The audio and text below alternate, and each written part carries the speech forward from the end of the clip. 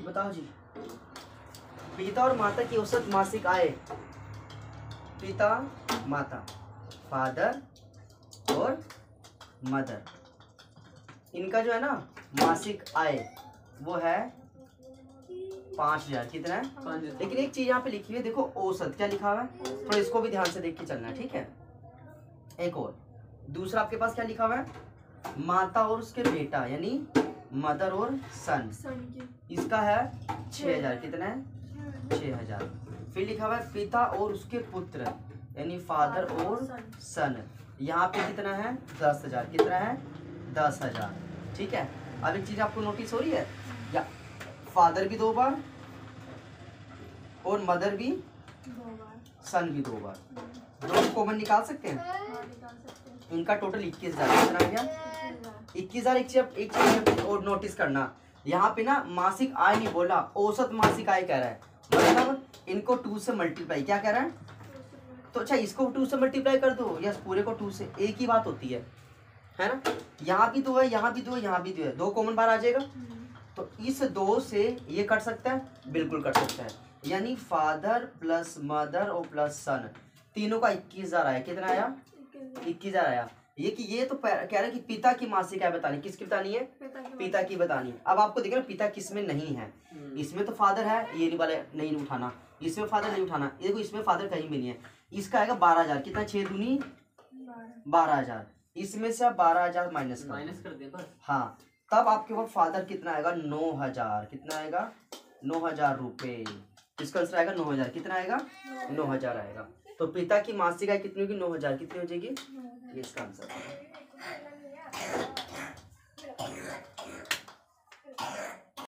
मेरे को उठाया, मैं बहुत बुरी तरह से गिरी थी। एक ये देख रहे थे क्वेश्चन, देखो स्कूल में ली थी, गंदे नहीं बना रहे, इधर देखो इधर देखो, कोई नहीं देखो ए बी सी और डी का औसत भार कितना? A plus B plus C plus D, इनका औसत भार 56 है। कितना है? 4 एक चीज हाँ याद रखना, औसत का पेपर में आते रहता है और हम चैप्टर भी औसत वाले कर रहे हैं। क्या कर रहे हैं? औसत, एवरेज ही कर रहे हैं ना, प्रीपोजिशन वो मैंने ध्यान दिया। ठीक है। अब देखो तो ये 1 2 3 4 है, इसको 4 से गुना कर दो, 6 चौके 24, ये आ गया 224। कितना आ गया? ठीक है। और कहता है ए बी और सी, अब 3 आए, कितने आगे? अब 3 बंदे आगे, ए प्लस बी प्लस सी, इसका 52 गुना 3 कर दो, ये आ गया 6 और 5 ये 15। कोई दिक्कत यहाँ तक नहीं है। अब एक और देख लो, सी और डी का औसत भार कितना? 48 है। कितना है? सी प्लस डी का औसत भार 48 गुना 2 कर दो, आगे 96। क्या आ गया? ये हो गया। अब एक छोटा सा काम करना है, हमें सी का भार निकालना है। क्या निकालना है? ये 76 लग रहा है, ये वाला। अच्छा 90 कर देता है, ठीक है। अब ठीक है, अब देखो करना में सी का भार क्या निकालना है? सी का भार निकालना है। एक छोटा सा काम करो, इन दोनों का टोटल कर दो। क्या कर दो? जैसे 156 और ये 96, कितना? 6 और 6 12, ये आ गया 252। कितना आ गया? यहाँ 252, और जो टोटल आपके पास ना 224 में से माइनस कर दो, 224 में से माइनस, तो ये 8 आ गया, ये कितना? 2 आ गया, है ना। तो आगे 28 कितना आ गया? तो आप सिंपल निकाल सकते हो भाई, 28 इसका वो आ जाएगा भार। सी का वजन कितना आ जाएगा? 28 kg। एक चीज बताओ, वैसे ही वीडियो डाल देते हैं ताकि भैया आप समझ सकते हो। अब एक शादी करवा रहे हैं तो कल ही शादी होती है बंदे की, किसी को भी पकड़ लो। अरे भैया इतने बड़े-बड़े पंडित है ना, वो भी ऐसे यार दे रहे बेवकूफ। भैया 21वीं सदी के बच्चे हो गए ना, फर्क इतने अच्छे पंडित हो गए या ऐसे ऐड दे। हाँ, और तो कुछ और पूछे, कोई ये पूछे गवर्नमेंट जॉब के बारे में पूछे कोई अपना। ये तो पूछते ही नहीं भैया, कुछ शादी में चले जाएंगे, बस उनको लगता है भविष्य में शादी है बस। हाँ चलो ये क्वेश्चन एक बताओगे, ये वाला क्वेश्चन बताओगे? ये क्वेश्चन बताओगे जी? बताओगे सुजीत? बताओगे? मृत्यु के बारे में कोई नहीं पूछता, मेरी मृत्यु का। हाँ ये भी कभी नहीं कोई पूछता। पता है झूठी बोल देंगे तब भी मृत्यु हो जानी है। इसका बता दो फटाफट।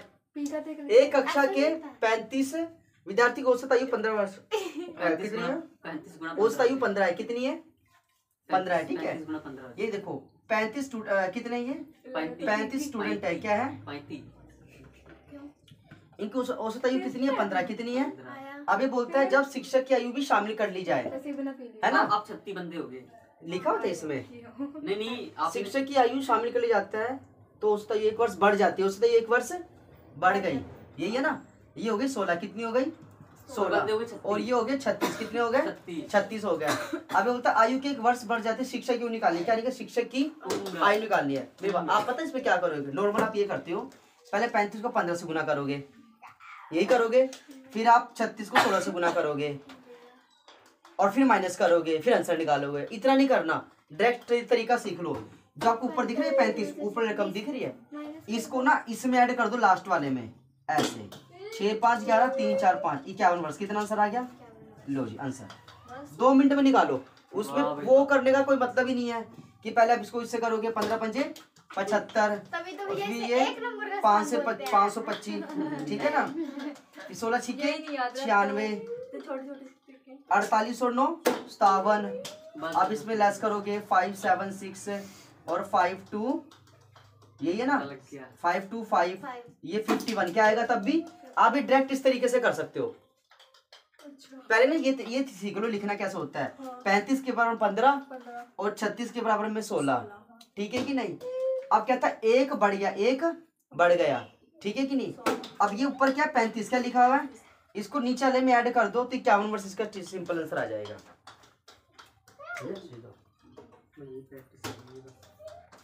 वो तो है ही है। फिर जब नहीं कराता कोई, इतना नहीं कराता। अब ये देखो लुच्चे बाबू, आज ये इतने बड़े बनने फिरते हैं, 8 घंटे में नहीं पढ़ाया इनको बैठा के, जो है वो तो आज इज्जत नहीं करते, क्या करें। आपकी गलती भेजी, आप डांटते नहीं। हाँ मैं बोलता बड़े बच्चे आपकी है। अरे नहीं अच्छा क्वेश्चन ये देख लो, 10 पार्सल का औसत भार, देखो 10 पार्सल का औसत भार कितना है 28.6, कितना है देखो।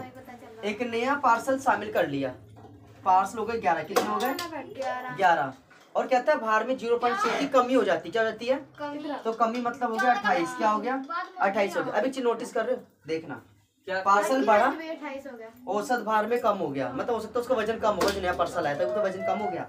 इसमें डिफरेंस कितने का है 0.6 का, डिफरेंस कितने का हुआ है, ठीक है कि नहीं नॉर्मल।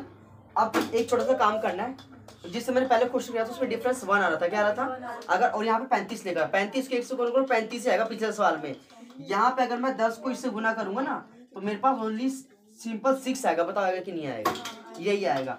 और इस बार पता है क्या हो रहा है, इस बार हो रही है कमी, क्या हो रही है, तो आप 28 में से 6 को माइनस कर दो, सिंपल आंसर 22 आएगा, क्या आएगा वही आपका आंसर हो जाएगा। बस मेरे कहने का ये मतलब था, एक क्वेश्चन और समझ लो। देखो मेरी ये था, मान लो एक वस्तु है, ठीक है, 15 वस्तु का औसत भार आप लगा लो 35 है, कितना है 35 है। वैसे नॉर्मली ये आप ऐसे कर लो भैया, मतलब 35 वस्तु का औसत भार 15 है, क्या है 15 है। अब एक वस्तु और ऐड कर दी और ये हो गया 17, कितना हो गया 17 हो गया। अब छोटा सा देखना, इनके बीच में गैप कितने का है 2 का है, कितने का है, तो इसको ना पहले 2 से गुना कर दो, 70 हो गया। 70 में ये ऐड कर दो लास्ट वाला, क्योंकि बड़ा है, औसत बढ़ने पर ऐड करना है, कम होने पर माइनस करना है। तो ये आ गया 87, क्या आ गया, मैं समझाने की वजह से बताया है। यहाँ पे था कमी, क्या था कमी, तो माइनस कर दिया, और इस सवाल में है बढ़ रहे हैं, क्या हो रहे हैं बढ़, देखो 17 हो गया ना, तो बड़ा ही है ना ये, तो ये कि यहाँ तो कम हो रहा है, घट रहा होता तो माइनस, हाँ नॉर्मल। तो वो गुना तरीका मत करना आप, कि गुना करते हो फिर आप उसको ये वाला माइनस करते हो, इसमें ठीक है, इसमें ठीक